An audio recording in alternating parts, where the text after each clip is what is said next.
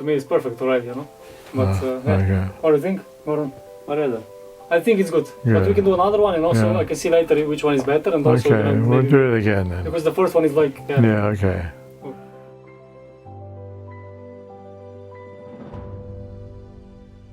Hi, I'm Mike Smith. I'm 63 years old, originally from London, UK. I've lived in Slovenia for 33 years. I'm a retired translator. My main interest is in Buddhism.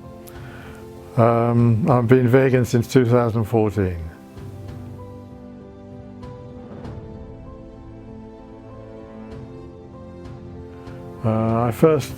I didn't know anything about vegetarianism when I was younger, but once I started on the internet looking at social media, I found out that many Buddhists were vegetarian.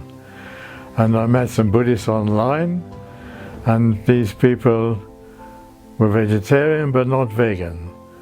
I was interested in what they had to say about the ethical points of vegetarianism and why harming animals was bad.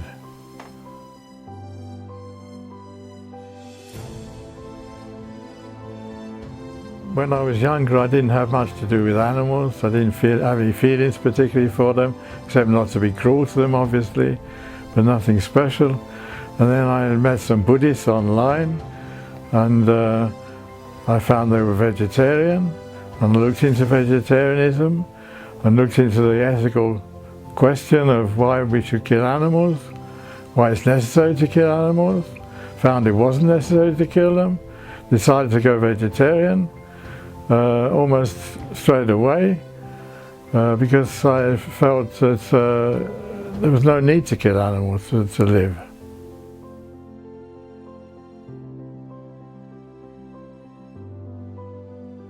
Veganism came because at the same time as I became vegetarian, I gave up drinking and smoking and other harmful things like harsh speech, etc. And I looked at ways I could improve my life and become less harmful to others. And it was natural to look more into my vegetarianism, the fact that it was still harming animals, still harming other people. So I decided to go vegan.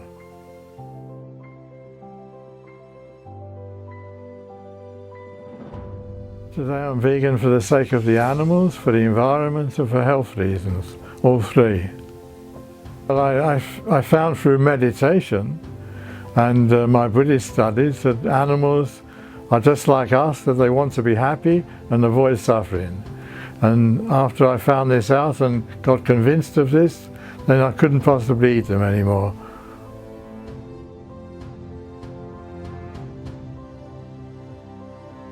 I was vegetarian for 3 years, and my wife fully supported me even though she wasn't a vegetarian or vegan.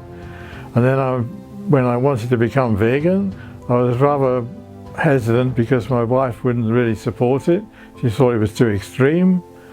But in the end I decided anyway I would become vegan, and I broke it to her, and ever since she has supported me in my veganism.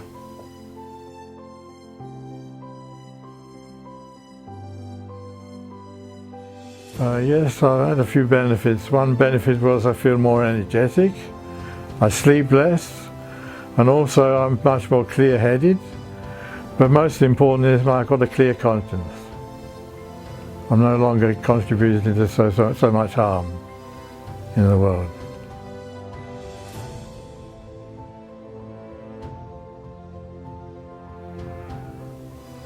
Yeah, when I was 12 years old, I was taken by the school to Spain on a school trip, and there we were taken to watch a bullfight.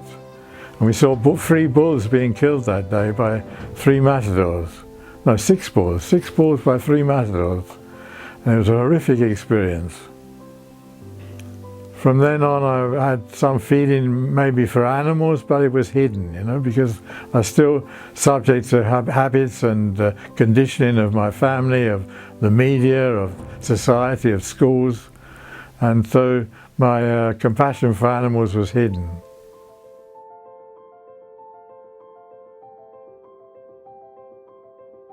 Well, the 6 bulls were killed for no reason whatsoever except entertainment. somehow the crowd was ecstatic and thrilled that these bulls were first targeted by people with spears, people on horses with spears. They had spikes put in their backs, and people were thrilled by this. They were excited. They thought it was funny. They thought it was great. I couldn't understand it.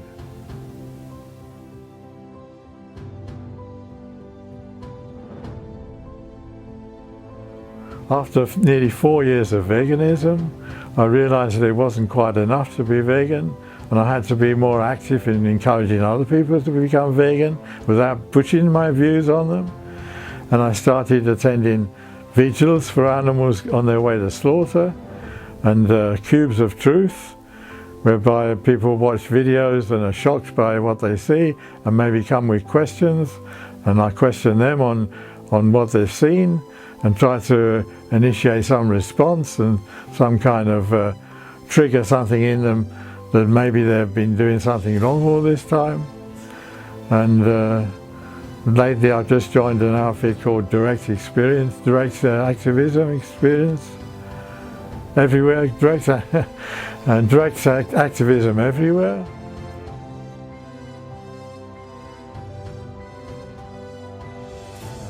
My first vegan activism event was the protest outside the Brazilian embassy at the deforestation of the Amazon forest.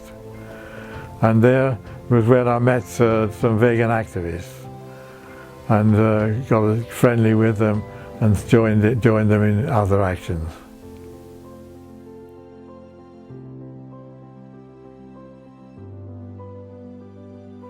Yes, I'm hoping it is effective and that I'm planting seeds in people's minds. Maybe these seeds won't sprout immediately, maybe people won't become vegan even in my lifetime. But perhaps in future lifetimes they will be vegan, perhaps their children will be vegan, perhaps their colleagues will be vegan. Veganism spreads from planting seeds in people's minds.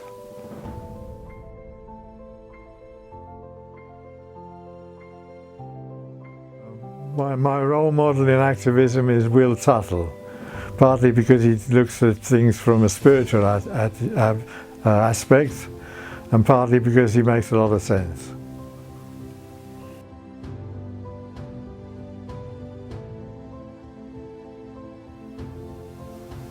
I think people are afraid to be different. They want to follow the crowd.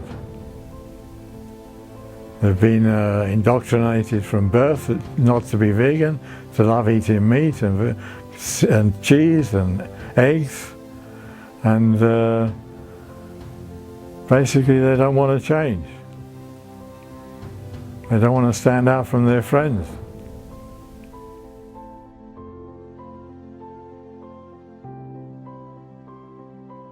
For food, I have a motto that I eat in order to live. I don't live in order to eat. I'm not really fussy about what I eat, other than the fact it should be reasonably healthy. It shouldn't include animal products. Apart from that, I live simply. I don't miss eating meat or cheese. I don't need meat substitutes. I don't need cheese substitutes. But this is where I differ from many people who are rather attached to their taste.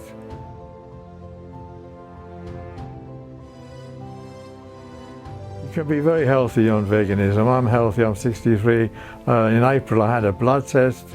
It proved positive, I'm 100% okay for all kinds of things, diabetes, prostate, iron, calcium, all okay, vitamin D, all okay, B12 okay. It can be done.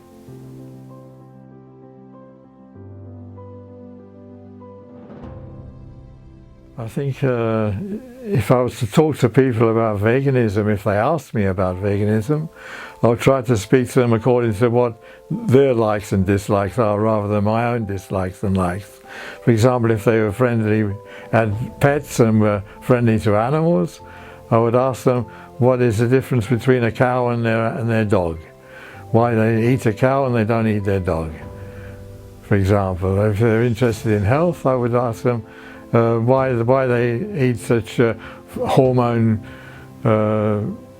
hormone-ridden food and fatty meats and cholesterol and all this rubbish instead of going vegan.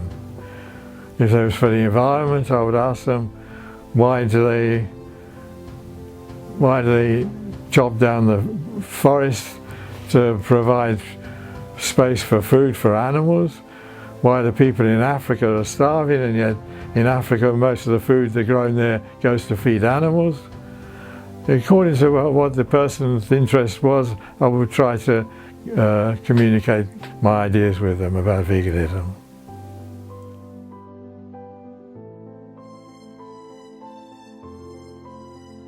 First, my message to vegans watching this video is not to give up hope, to see the people who are not vegan are just like you were before you were vegan. You became vegan, they too will become vegan, just to have patience. Perhaps even if they don't become vegan, their children will become vegan because of seeds planted in their minds. And so never give up, keep fighting for the animals. And for non-vegans, I would say, go vegan.